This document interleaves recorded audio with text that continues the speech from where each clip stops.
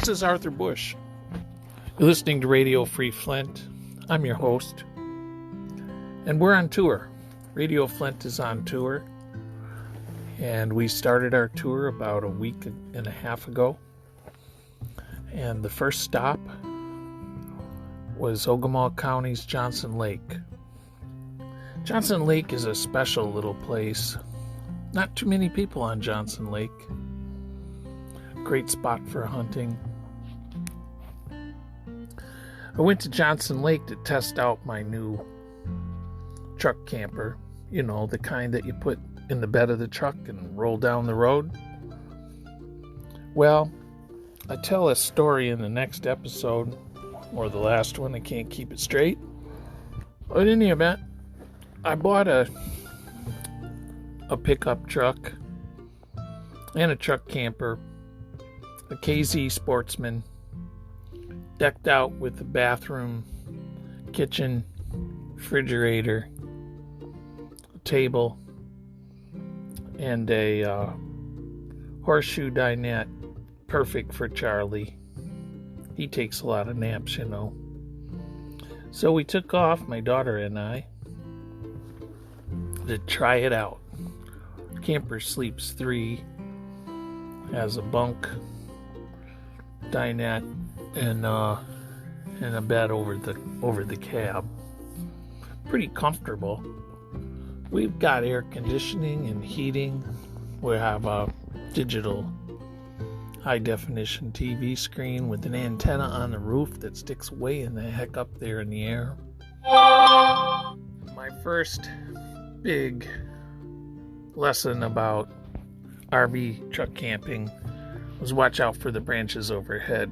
Sure enough, heading down the little trail to the lake, the antenna got snatched by a branch and it grabbed a piece of my antenna right off. No problem. We got that corrected. We were just going to try the camper out to see if we could, work out any bugs that we might have with it. And all said, we have a big battery here and do off-the-grid camping, or boondocking as they call it. And so we brought a little cooler to accompany us, as well as the refrigerator. That is propane, so we have food, stove, oven, refrigerator off the grid, as well as lights for the camper. So we're all pretty set. We camped on a perch there overlooking the lake, and it rained both nights we were there. So what I learned was that truck camping can be kind of a noisy experience in the middle of the night. Needless to say, I slept through it all. I woke up and we had really a nice time. We did a lot of walking and hiking, and Charlie went through the woods. Of course, we seen a few deer and so on. And then we moved along for what was going to become quite an adventure, because I wanted to traverse the entire Michigan shoreline, at least on the east side, along the Lake Huron coast. So the next stop was going to be Tawas Point in Tawas, Michigan. The Tawas Point Lighthouse is an infamous and well-known landmark for those that are raised in the Saginaw Valley, eastern portion of Michigan. And one of the things that I like most about Tawas is that I've been going there since I was a little boy. My parents took me to Minnie's Cabins. Of course, all auto workers there in Flint didn't have the money to buy cottages in the day, so they would rent these little lakeside cottages. And I remember across from Minnie's Cabins was this fabulous miniature golf place and go-karts. They had go-karts too. Another good thing for little kids. And of course they had a great beach. and they had sunshine and they had July. Not a bad combination. And of course, my dad liked to fish, and so did we. And in those days, they used to have fishing charters for perch right out of Tawas and Waterway. Waterway is south of Tawas, and it's a great spot for fishing. And so anyway, we would get a charter and go, and there'd be, 10, 12, 15 people on these boats catching perch. And sometimes if you got into a hole out there in the lake or in Mackinaw Bay, you could catch 2 perch at the same time. What a thrill for a little guy. And my sister Pat, brother Michael, we had a great time in Waterway. But Tawas had the beach and the cabins, so that's where we like to stay. But the fishing was pretty good, and I remember we catch a bucket of fish, and what I didn't like about fishing in those days was that we had to clean them. So that, for a youngster, was not the best part of vacation, was cleaning a bucket of fish. But nonetheless, my mom knew how to cook them. That was good. So over the years, I got to know Tawas pretty well, and I had friends who had family in that area and so on. And then I had friends later in life that lived there, and I would visit, especially out at Tawas Point. And in the more recent years, they've developed a bike trail from southern part of Tawas to Alabaster, what they call the Alabaster bicycle trail. And it goes along US 23 past Douglas Drive, where there are other people living there in that beautiful stretch of road and the beach there. And so my sister and I, my brother, in the last few years have taken a trip or two down that trail, and they've become quite fond of it. So biking in that area has improved. I always wanted to do cross-country skiing in the Tawas area, but just never had a chance. So we went to Tawas Point, where over the years in visiting some friends of mine who lived in the little Coast Guard village next to the state park where the lighthouse is, we used to take the kids to the beach there, and it was a great spot. Last few years, the water levels in the Great Lakes have really been high from wet winters, and so there's been a tremendous amount of erosion on the beaches, and to the extent that Tawas Point is becoming smaller and smaller. And as I said earlier, Tawas Point juts out into Lake Huron about a mile. So the climate can be in the middle of summer 10 degrees colder on the point. What's interesting is that it's in the flight pattern of the migratory birds. And so Michigan, which of course has one of those places where birds migrate from Canada, and it's like a super highway for migratory birds. And Tawas Point is kind of right in the way where the birds are coming down the coastline, and they don't generally like to go back over the open water too far out from shore. So they get a lot of birds stop and take a breather at Tawas Point. So you can find all kinds of, it's a bird watcher's paradise. The climate's different. There's birds. There's a great beach. But now the beach is eroded, and even to the extent that they've had to close down buildings there on the beach. And if you look at the Tawas Point Lighthouse, it was built in a day when the water actually came right up to the lighthouse. Of course, it's quite some distance away now, but it's not the first time that it's flooded in that area. Our campsite was pretty cool, a little soggy nearby, but we were right there on the path. They had lots of hiking paths so you could explore the point, which is undeveloped, other than the little trails. And of course, Charlie, he gets into it.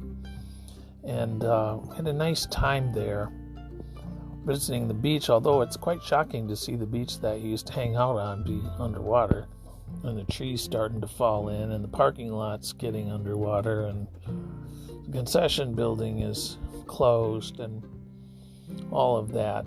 But truck camping got off to a good start. Tawas, Michigan, not a bad spot. We did a little shopping in Tawas, which I'll tell you about in a few minutes. And then my next stop along the way, my daughter had to go back to work, but I continued my adventure up the coast. I'll talk about that in a few minutes. We'll be right back. Here's a message from our sponsor. And my daughter and I moved along, and we woke up and we enjoyed the Tawas Point shoreline, what we could see of it, because there were a lot of hiking trails there. And the last time I'd been there, we actually saw a pack of deer, herd I guess is the word, on that trail. So we made it back home, and I set off again by myself, this time to Ossineke State Forest Campground. What a magnificent place this is, near Alpena.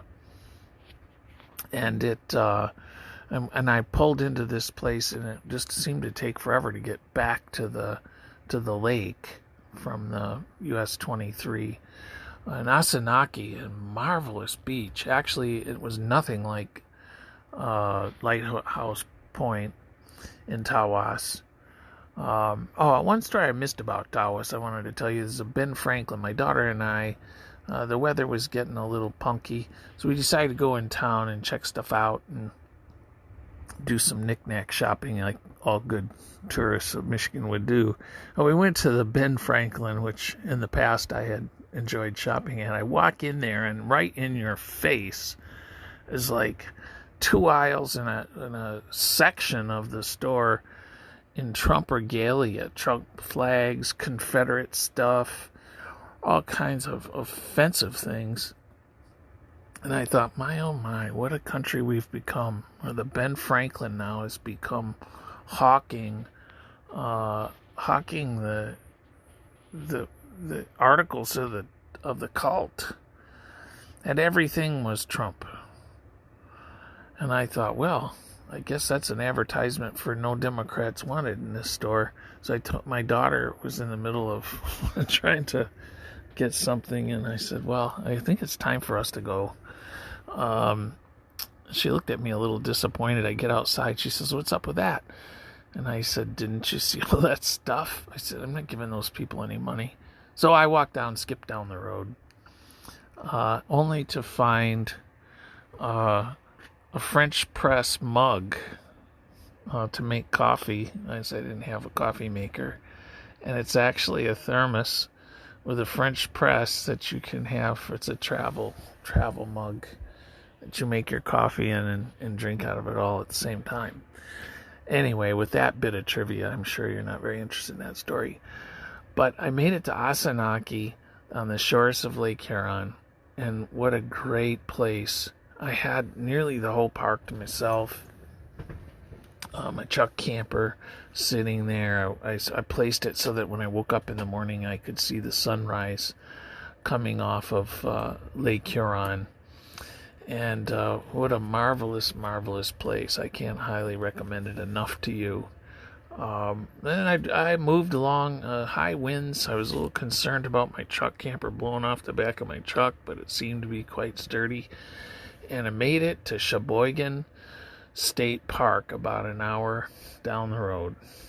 Again, on Lake Huron. But I think I'll pass on that park in the future. It was sort of a muddy little rutty road with all kinds of big, deep potholes. Reminded me of Flint. And people were packed in this place with these big rigs like sardines. And I walked back to the end of my little rented piece of land, only to see that there was no beach because it had been washed out, but it looked like there were miles of wild rice, a story which I just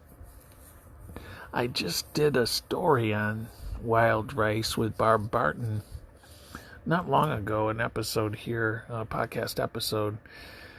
So it was kind of fun to see what probably was just a bunch of grass along the edge of the lake, but nonetheless it had its own beauty even without the beach.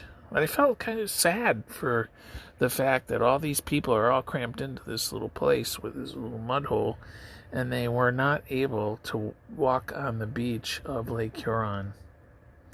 That was pretty amazing. Anyway, I picked up sticks, took off, went to Cheboygan, went through Cheboygan, and after a few of these Great Lakes, Lake Huron side towns, you begin to get the idea that they all look the same, and the developers back in the day built the same house with the same plans. And although they were cute and they were interesting, they still had a vibrance to these little cities along the shoreline that was quite remarkable. In any event, I'm rambling on here a little bit about Michigan and how lucky we are to be here, even if gets chilly. And fall is one of my favorite times of year, by the way, especially along the shorelines with the trees. And I would like to say to all of you, I appreciate all the support you've given me in my podcast. We have an audience that's growing, an audience from across the nation and across even the world to some extent. The second most listened to country who listens to these podcasts is in Ireland. I have a fan base there now, I guess, which as my mom would say, that tickles me. But in any event, I do appreciate the comments that you've left me on Facebook. I hope that you enjoy the podcast of my travels, because I intend to continue to travel and tell stories.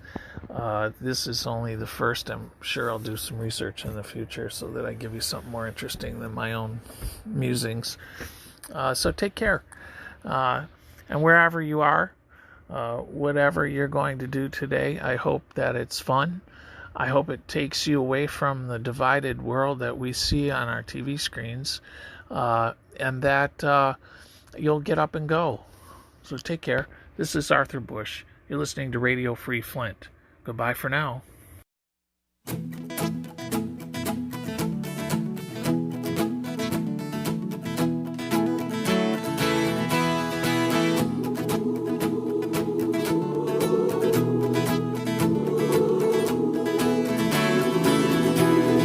Why is my water turning brown? Water turning brown, my water turning brown.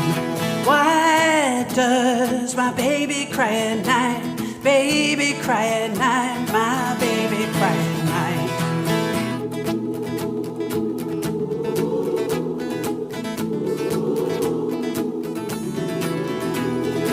Dog is turning round and round, turning round and round, turning round and round. Cat is lying on the ground, lying on the ground, yes, lying on the ground. Water,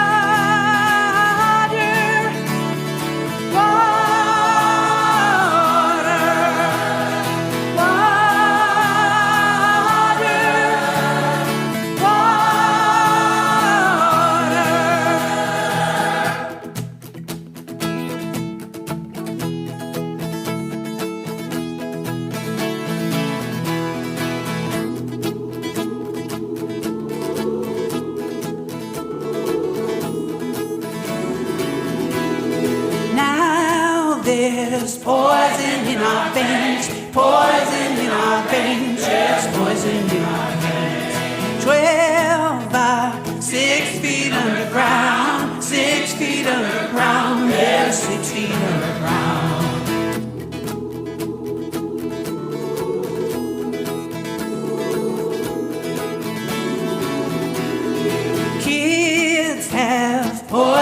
in their brains, poison in their brains, poison in their brains. Skin has rashes all around, rashes all around, yes, rashes all around.